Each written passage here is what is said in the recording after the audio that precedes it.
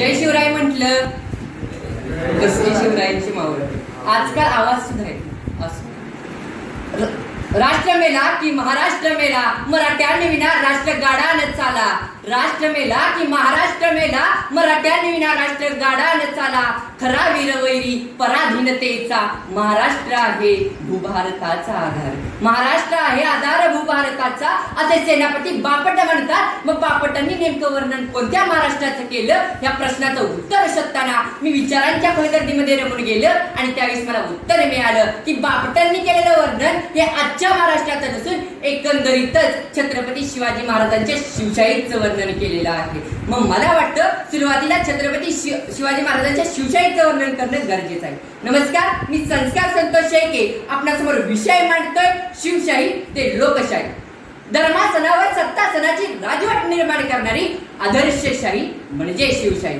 निजामशाही, कुतुबशाही, आदिलशाही यानंतर जी शाही येते ती आजची लोकशाही. आणि या सर्व शाह्यांपैकी वेगळी होती ती म्हणजे माझ्या राजांची शिवशाही होती. माझ्या राजांनी एक व्यसनमुक्त मावळा निर्माण केला, पर स्त्री माते समान हा दृष्टांत दिला आणि रयतेचं प्रजेचं स्वराज्य निर्माण केलं. म्हणून माझ्या राजांची शिवशाही ही जगात एक नंबर ठरते. आज शिवाजी महाराजांच्या कालखंडामध्ये शिवशाहीमध्ये जर एखाद्याने स्वराज्यामध्ये चुकीची कृती केली किंवा कार्य केले तर शिवाजी महाराज त्याला तंबक टोकावरून ढकलून द्यायचे किंवा हत्तीच्या पायाखाली जायचे. पण आजच्या आमच्या महाराष्ट्रामध्ये बदलापूर सारखी आणि माझ्या कोपडीच्या ताईसारख्या अशा हजारो घटना घडत आहेत. पण आजही सरकार त्या भ्रष्ट लोकांना शिक्षा देत नाही. ही सर्वात मोठी दरी किंवा फरक शिवशाही आणि लोकशाहीमध्ये आहे असं म्हणलं तर वावगं ठरणार नाही. अहो, आज जर कधी एखाद्या वृद्धाश्रमात गेला, तेथील वृद्धांना विचारलं तुमचा मुलगा काय करतो, तुम्हाला उत्तर मिळेल माझा मुलगा डॉक्टर आहे, माझा मुलगा इंजिनियर आहे, माझा मुलगा वकील आहे. तर काही वेळेस उत्तर मिळेल माझा मुलगा परदेशात राहतो. विचारा त्या वृद्धांना तुमच्या मुली काय करतात, डोळ्यात पाणी आणून उत्तर मिळेल प्रेम विवाह करून कुठेतरी दूर राहते, जिवंत आहे की नाही हे सुद्धा माहित नाही. अरे प्रेम करावं ना, करावं कसं करावं ऐकताय, ऐकाच. मग राजा तुम्ही पुढे व्हा, विषय गणगाटा. जोपर्यंत तो पेचा आवाज कानी पडत नाही तोपर्यंत काही गणी मला पुढे सरकून देणार नाही. राजा लाख मिळे तरी चालतील पण लाखाचा पोशिंदा जगलाच पाहिजे. राजा बसतात 60 मावे दे कारण राधी ते किल्ला देतो म्हणणारे कोंडाजी फंजदांसारखं प्रेम करा, तानाजी मालुसरे सारखं प्रेम करा, बाजी प्रभू देशपांडे सारखं प्रेम करा. आणि तसंही प्रेम करायला जमत नसेल ना तर प्रेम करा धर्मवीर संभाजी राजांसारखं, राष्ट्रमाता राजमाता मासाहेब जिजाऊंसारखं. त्या मातेने देव धर्म देश हे सर्व विसरून आपल्या जनतेवर प्रेम केलं. आणि तुम्हीच विचार करा मग शिवशाहीतील प्रेम बरं का आजच्या लोकशाहीत? मग तुम्हाला कोणतं प्रेम योग्य वाटतंय तुम्ही समजून जावा. अहो, हा संतांचा महाराष्ट्र, शिवाजी महाराजांचा महाराष्ट्र, ज्या महाराष्ट्राच्या सह्याद्रीच्या दऱ्याखोऱ्यामध्ये शिवाजी महाराजांच्या घोड्याचा तापाचा आवाज घुमत होता, त्याच माझ्या महाराष्ट्राच्या सह्याद्रीच्या दऱ्याखोऱ्यामध्ये आज हजारो स्त्रियांच्या किंकाळ्या घुमत आहेत.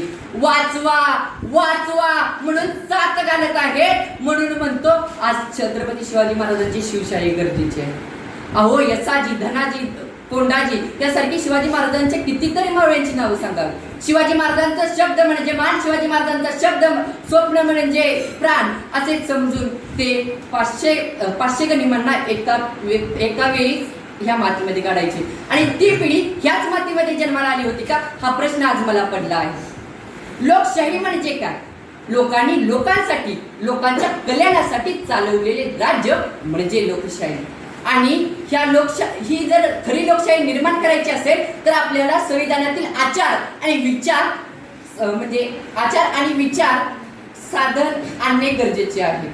आणि खरी लोकशाही म्हणजे समान मूल्य, समान अधिकार, नैतिकता, स्त्री पुरुष समानता आणि सर्व गोष्टींना मान देणे म्हणजे लोकशाही.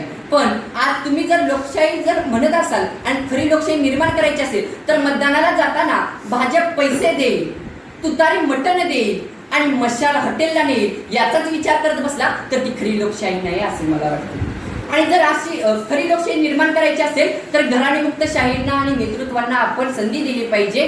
आणि याचं उत्तम उदाहरण म्हणलं तर चहा विकणारे नरेंद्र मोदी भारताचे पंतप्रधान होऊ शकतात, रिक्षा चालवणारे एकनाथ शिंदे महाराष्ट्राचे मुख्यमंत्री होऊ शकतात. तर तिथे आपल्याला लोकशाही पाहायला मिळाल्याशिवाय राहणार नाही.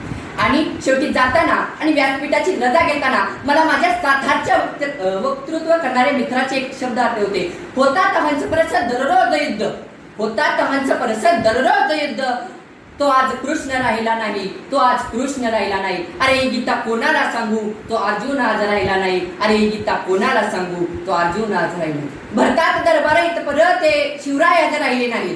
भरतात दरबार दररोज इथं परत ते शिवराय आज राहिले नाही. अरे शिवशाही कोणाला सांगू, तो महाराष्ट्र आज राहिला नाही. अरे शिवशाही कोणाला सांगू, तो महाराष्ट्र आज राहिला नाही. जय हिंद, जय Maharashtra. Thanks for watching. Please don't forget to subscribe, like and click on the bell icon.